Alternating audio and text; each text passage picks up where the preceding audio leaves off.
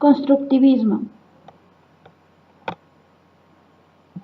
El constructivismo pedagógico se inició en Alemania, siendo Immanuel Kant su principal exponente, de quien tomamos esta cita: todo nuestro conocimiento arranca del sentido, pasa al entendimiento y termina en la razón. En el campo de la psicología tenemos a los siguientes autores: Dewey, Piaget y Vygotsky, siendo Jean Piaget considerado como el precursor del constructivismo moderno. Esta es una definición de constructivismo aportada por Mario Carretero. Es una construcción propia generada por el individuo como resultado de sus aspectos cognitivos, sociales y afectivos. Los principales principios sobre los cuales se basa el constructivismo son los siguientes: el conocimiento es construido de manera activa por el sujeto, y el segundo, la función de la cognición es más la de organizar la experiencia propia del sujeto que la de reflejar la realidad objetiva que se pretende conocer. En cuanto a las principales características de las teorías constructivistas, tenemos las siguientes. El ambiente constructivista en el aprendizaje provee a las personas del contacto con múltiples representaciones de la realidad, las cuales evaden las simplificaciones y representan la complejidad del mundo real. El aprendizaje se enfatiza al construir conocimiento dentro de la reproducción del mismo sujeto. Este aprendizaje resalta tareas auténticas, proporciona entornos de aprendizaje también auténticos o reales, basados, por ejemplo, en situaciones de la vida cotidiana, y permiten el contexto y el contenido dependiente de la construcción del conocimiento, además de que apoyan la construcción colaborativa del aprendizaje.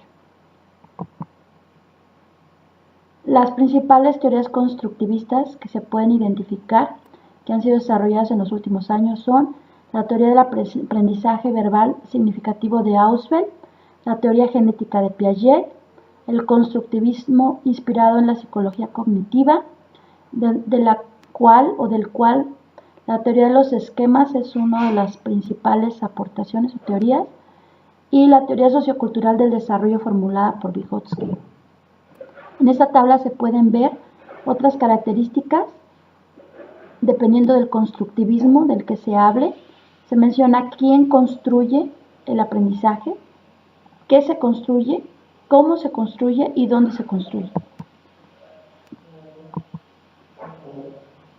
En cuanto al impacto del constructivismo en la educación, podemos mencionar que el aprendizaje constructivista dentro del salón de clases se concibe como una construcción producida a partir de los conflictos cognitivos que ocurren en la estructura cognitiva del alumno, modificándola.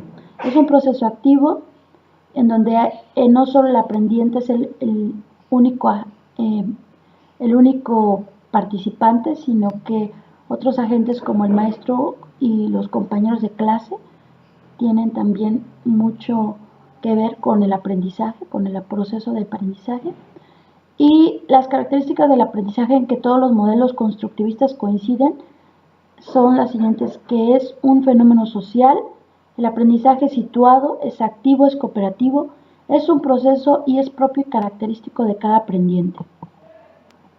En cuanto al rol del docente, Rogers menciona que lo importante no es la enseñanza, sino que el alumno se apropie del aprendizaje, lo haga suyo, y menciona que incluso ha llegado a sentir que los resultados de la enseñanza son intrascendentes e incluso dañinos, porque el estudiante no llega a confiar en su propia experiencia de aprendizaje y solamente confía en la enseñanza del maestro.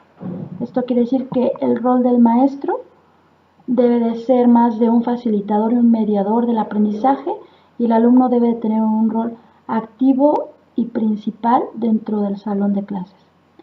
También, en cuanto a las estrategias metodológicas que el docente debe aplicar, tienen que ver con el de dar a sus alumnos estrategias de enseñanza que le permitan aprender a aprender. Las principales estrategias de aprendizaje autónomo que deben de ser potenciadas por el docente son las relacionadas con la lectura, la observación, la comprensión, la planificación de acciones y sobre todo la solución de problemas.